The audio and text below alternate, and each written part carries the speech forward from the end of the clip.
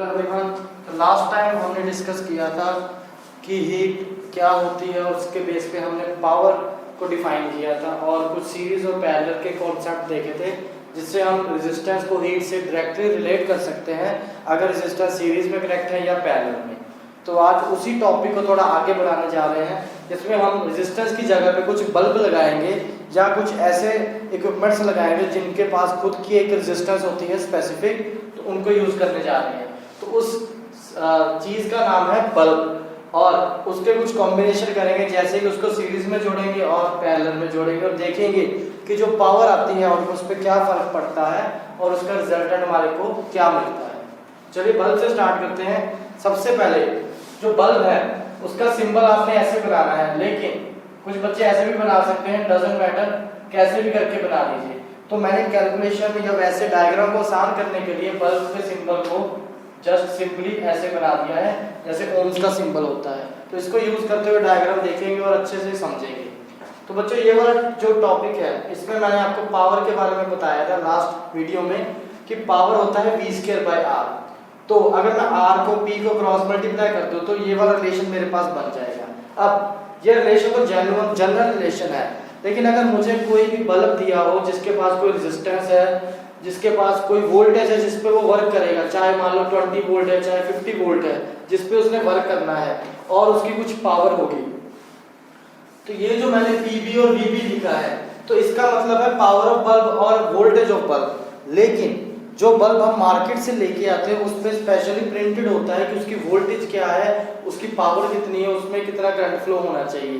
तो जो चीज पहले से मेंशन होके आती है पीछे से कंपनी की तरफ से प्रिंट होके आती है उसको बोलते हैं रेटेड।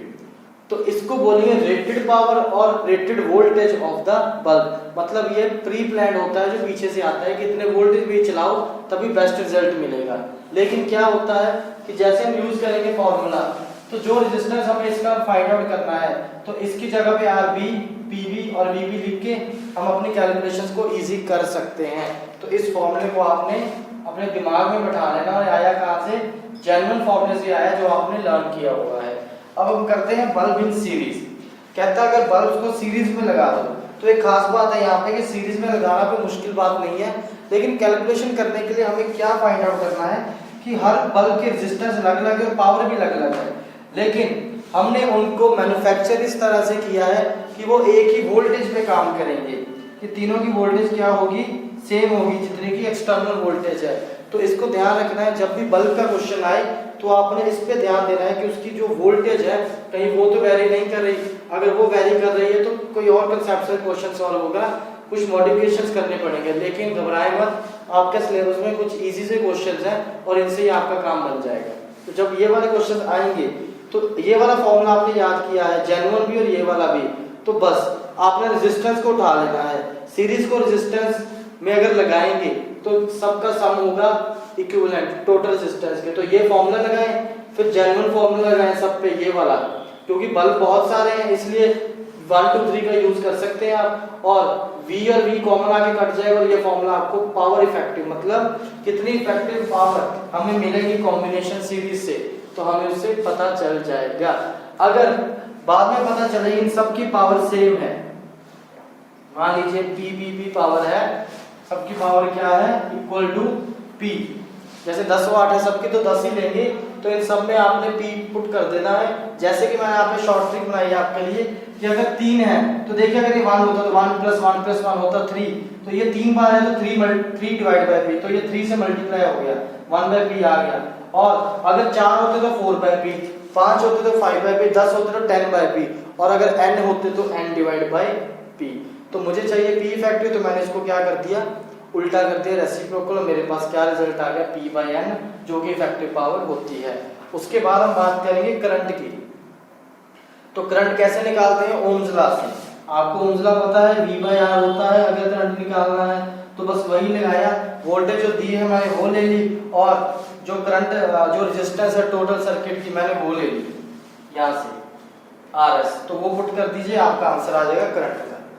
चलिए अब बल्ब पैरेलल की बात करते हैं, लेकिन उससे पहले इसको थॉरली देख सकते हैं दोबारा से आप। अगर आपको नहीं समझ आया तो कुछ भी टफ काम नहीं किया है, रेजिस्टेंस निकाल ली, फिर रेजिस्टेंस का फॉर्मूला लगाया और आपकी डेरिवेशन बड़े आराम से हो चुकी है।